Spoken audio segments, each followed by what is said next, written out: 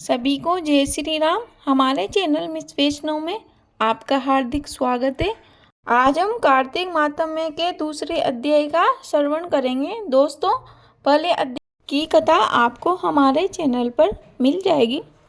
सूत जी कहने लगे, श्री कृष्ण भगवान ने आगे का हाल सुनाते हुए कहा, गुणवती अपने पिता व पति की मृत्यु का हाल सुनकर अत्यंत दुखी हुई और रुदन करते हुए कहने लगी, हे स्वामी, हे पिता, आप लोग मुझे किसके सहारे छोड़कर चले गए।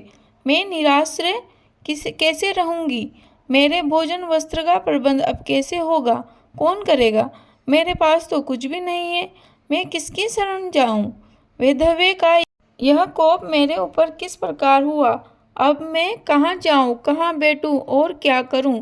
श्री कृष्ण बोले, इस प्रकार विलाप करती हुई केले के पत्ते की भांति कांपती हुई वह अंत में धरती पर गिर पड़ी। कुछ समय बाद जब वह सावधान हुई तो उठकर पुनः विलाप करने लगी। कुछ समय वह शोक सागर में डूबी रही। तत्पश्चात उसने घर की वस्तुओं को बेचकर द्रव्य एकत्र किया और अब वह अपने पिता व पति की परलौकिक क्रियाएं संपन्न करके वह अपनी इंद्रियों को वश में रखे शुद्ध सात्विक जीवन उसी नगरी में बिताने लगी। वह अपने जीवन प्रयत्न सभी एकादशी व कार्तिक मास के व्रतादि को करती हुई अंत में मोक्ष को प्राप्त हुई। हे प्रिय, कार्तिक मास का व्रत तथा एकादशी के सभी व्रत मुझे अत्यंत प्रिय हैं। कार्तिक मास में तुला राशि पर सूर्य के निकलने पर प्रातः काल का स्नान बहुत महत्व का है।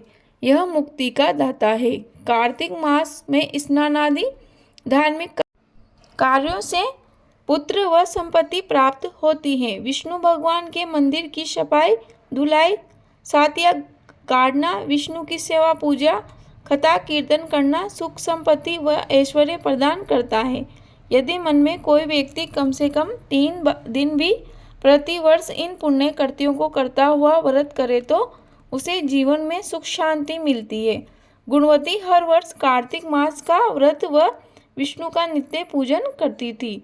एक समय वृद्धावस्था होने पर, दुर्बल होते हुए और जोर से पीड़ित रहने पर भी वह कार्तिक में गंगा स्नान को गई।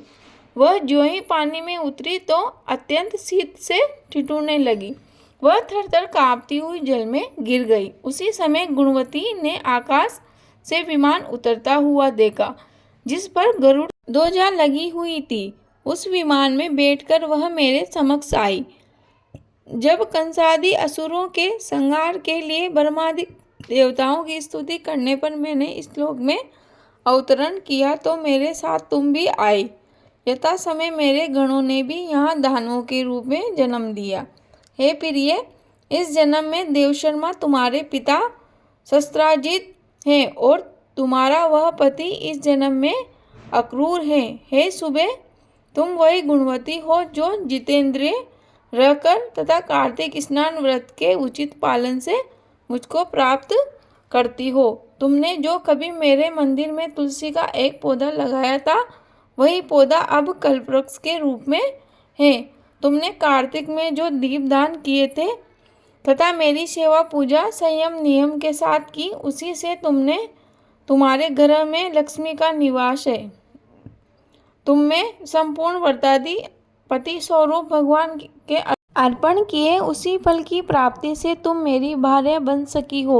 इन्हीं के कारण तुम्हें किसी भी कारण मेरा वियोग नहीं मिलेगा। हे प्रिय, यज्ञ दान तप आदि करने वाले मनुष्यों को तो कार्तिक मास व्रत स्नान से प्राप्त होने वाले फल का 16वां भाग भी प्राप्त नहीं होता। सूत जी कहने लगे, हे ऋषियों, अपने पूर्व जन्म का यह वर्णन सुनकर सत्यभामा जी अत्यंत प्रसन्न हुई। बोलो विष्णु भगवान की जय, बोलो कार्तिक मातम्य की जय।